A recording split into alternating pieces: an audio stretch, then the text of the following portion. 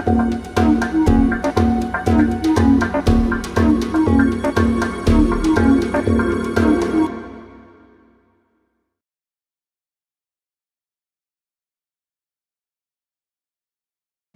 Professor Jane Plant, thank you very much for coming and speaking with us today.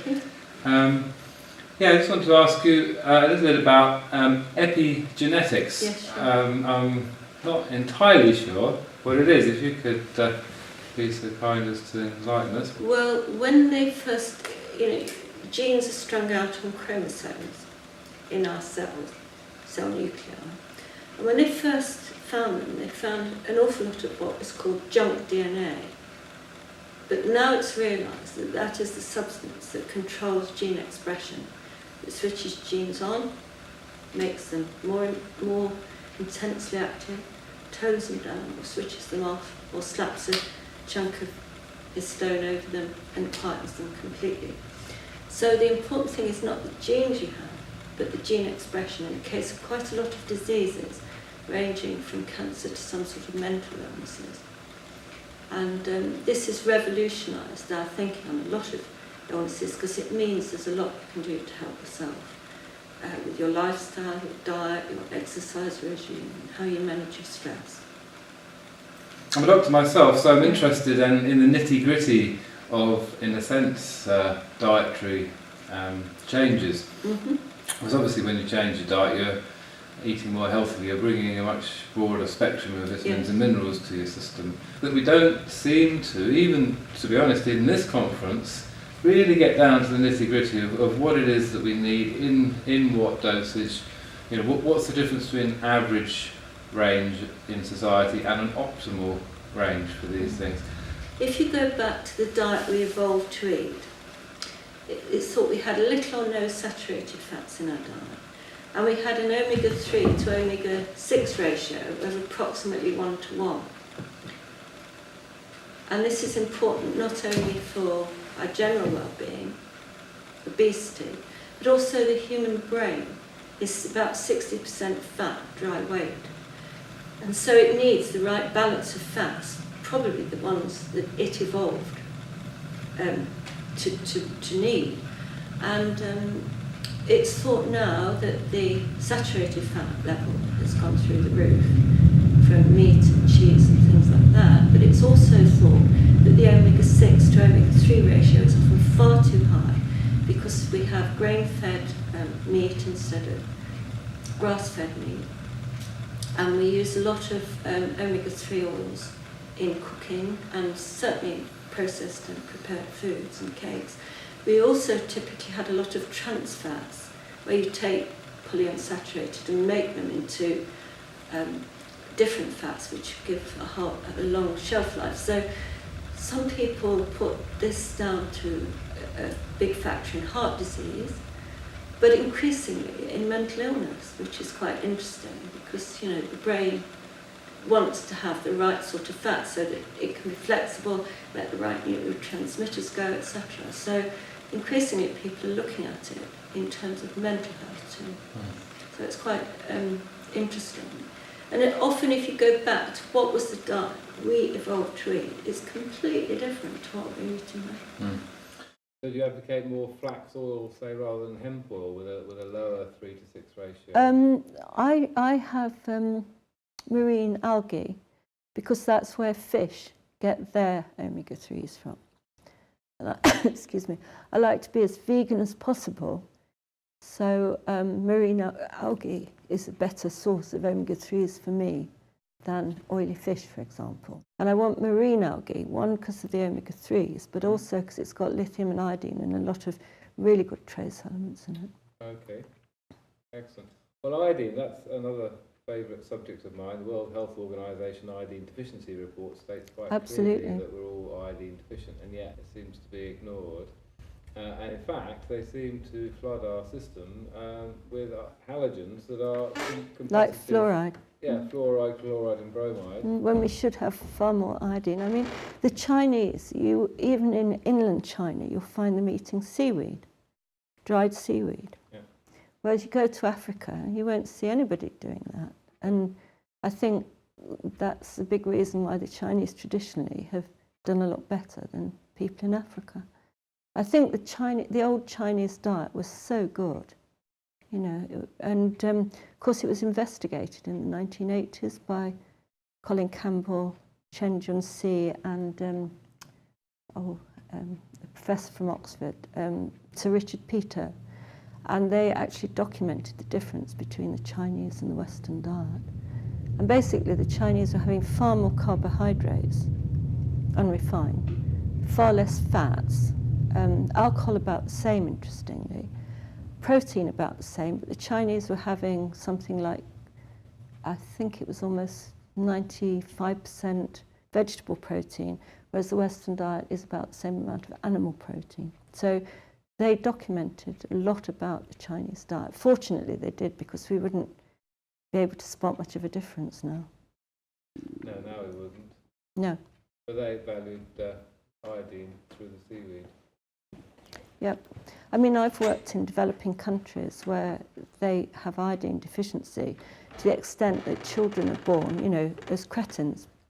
Not only do a lot of people have goiters, but children are mentally retarded. And as you rightly say, the World Health Organization have been concerned about that for a very long time. Mm. So why is it, despite that report and that concern, we don't supplement iodine in our culture? I've no idea. I mean, I have for years. I mean, I think it's very interesting because it seems to me the number of people with thyroid problems is going through the roof. And also, I mentioned endocrine disrupting substances in terms of sex hormones, but some of them are thyroid disrupting hormones. So. Well, it seems to me, you know, we've spoken a lot about, you know, the immune system and how the integrity of the immune system is fundamental, etc., etc. And yet, obviously, we understand that the thyroid is, you know, quite possibly considered to be the engine of the immune system. We know we're deficient in the engine's major fuel, iodine, and yet that's not just ignored, but you know, our world is flooded with, you know, competitive inhibitors. Hexafluorosilicic acid, which is even worse than fluoride, which they put in our water. They don't in London. They don't in London. They do in Ireland and I know, indeed. half the country and all of the United States, and have intentions to expand, despite the fluoridosis that is, you know, caused, which is worse than the tooth decay that they profess that it prevents.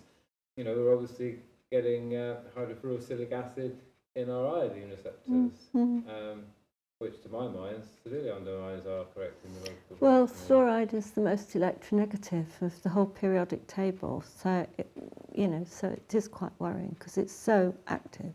I think the trouble is that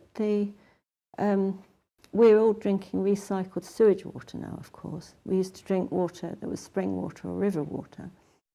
And the old sewage treatment works were really good at taking out heavy metals and pathogens, but now a lot of the molecules are tiny molecules designed to withstand extremes of pH, i.e. the human gut, and I'm not sure how effective sewage treatment plants are. So where do you stand on the other apparent, you know, gross vitamin and mineral deficiencies that known and shown and yet not responded to? Vitamin D, for example. Yeah, I think Dr. Thomas struck exactly the right balance, because I think some vitamins have been shown to be highly dangerous in synthetic form, and he mentioned vitamin E. And I think always, if you can, get the natural source, so always if you can get sunlight rather than take D3. But I do think I take D3. But otherwise, I tend to take things that I know are foods naturally rich in something. So I get my B vitamins by taking brewer's yeast, for example. I get my trace elements by eating seaweed or marine algae. And that's the way I approach it. So how much of a contributory factor then do you actually feel that the dairy industry is to the cancer industry in our country? You seem very passionate about the levels of hormones and toxicity that even in organic milk is well, I think partly it's the way we've pushed cows to produce more and more milk per cow per day, and partly we learnt to milk cows when they're pregnant, which has driven hormone levels up. And all I know from my personal experience was it wasn't till I gave up the yogurts that my cancer showed any any response to my treatment, and then it was gone within 6 weeks. And as I said, I got lax, it came back again, and I got rid of it again. So I'm personally convinced. Also, I've helped lots and lots of other people with their breast or prostate cancer, and they followed my plant program 1, and they've recovered. I mean, I saw a lady 2 weeks ago. She'd first had breast cancer in 2006. In March this year, she was told, put your affairs in order, you're not going to survive much longer, because her cancer had gone to her spine, her pelvis, her lungs and her liver. She went on my strict diet, plant program 1. In June she was re-scanned, and they thought they'd muddled the scans, and they repeated it, and she was totally clear. So I've got so much experience saying that my diet works. As I said, it doesn't work on lung cancer.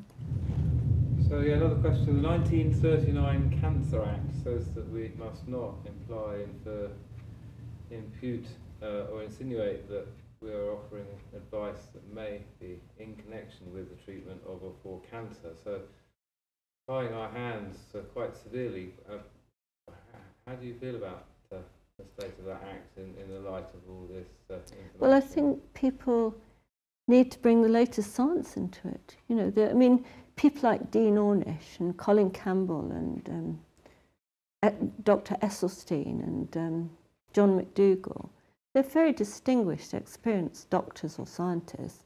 I mean, if they think this is important, and there are lots of books now on epigenetics, people like Nessa Carey, I think people need to look at the latest science and always have a scientific evidence-based approach, especially to cancer. And yet, how can we have that full evidential scientific approach if the drug companies are not prepared to do research into something that's natural and they can't patent? So. Well, I think the drug companies are looking for a new approach. You know, I think the idea that you can find a single molecule that will treat something, I think a lot of people are realising that's a bit of a busted flush. Yes. And I think what they need to offer is a package to people and market their package for health, you know. So it's not, you know, it might be take letrozole, but you'll also tell people what other things they could be doing. And they sell that as the, you know, the Boots package or the GlaxoSmithKline package. And I think we have to look at patenting law, because that seems to be a big part of the problem. Because if they can't patent something, it seems they can't afford to do it, because there's a lot of money involved. So I think it needs to be looked at from several sides to make sure they can make a profit, but they can help people more effectively. I mean, you know, for example, the Americans tried to patent curcumin from turmeric. Well, the Indians were outraged, understandably. They've been using it for years. But somehow we have to find a way forward that people can make a profit from doing this sort of thing and put a package together, and they can patent it or some formula found whereby the big companies can make money. And then I think the whole thing would be driven forward much more quickly. But while it's complementary or drug treatment, I don't think we're going to make the progress we need to make. Well, if you look in the book I've written with Mustafa, which is coming out in May, I've had our research students go through and describe all the anti-cancer substances, where they are and what is their mode of action. For example, parsley, common parsley, is very anti-angiogenic, as is Avastin.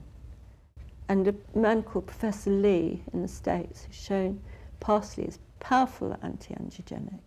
You know, so it's dead cheap. So parsley, what else you got then, Jane? Well, I said capsaicin from chili peppers, yeah. Curcumin from turmeric, even cinnamon has now been shown to have anti-cancer properties. So I put some on my porridge every morning. Resveratrol in red grape skins. There's a whole load of nutraceuticals which are being shown to be very powerful against cancer. Well, I mean, they work in several ways, as Dr. Thomas said. Some block that electrical excitability. Some stop the new cancer colony forming blood supplies. And some, I mean, I've forgotten, I think there are about, we found about 8 different modes of action. I can't remember them all. But I think, you know, the traditional Indian diet is incredible. I mean, it's packed with these things. B17, where do you stand? I don't think there's any evidence. I think what happened was a very famous doctor called McHarrison was sent out to see why the health of the Hunzas was so good. And he came back and said it was their natural cycle of agriculture and the fact they were on an almost vegan diet. But that was all ignored, and people picked up on the apricot kernels. They forgot that all the other information he had given. How, other than avoiding dairy products, can we support our correct hormonal homeostasis? Because you think clearly these hormones are coming into our system.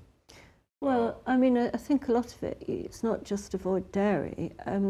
I think, you know, the advice is eat a lot of fatty fish. Well, sorry, a lot of xenoestrogens and things are going to concentrate in that, because a lot of these chemicals, unfortunately, were designed to be fat soluble and persistent. Yeah. So I would, as I said, I'd rather take the marine algae, which is where those fish get their omega-3s from, than eat the fish, because I don't want to have methyl mercury. I don't want to have PCBs and DDT and all those things. What's your next step then? You've just written another book coming out next year. In May? Yes. I don't know really. I really want to write a book about the environment. And then I think I'll write an autobiography, if that's not too self-indulgent. But if I do write that book, I'm going to give the last book. I'm going to give the proceeds to the Geological Society so they can foster things for women. Because when I first became an earth scientist, the difficulties that women faced were unbelievable. So I would want to do that.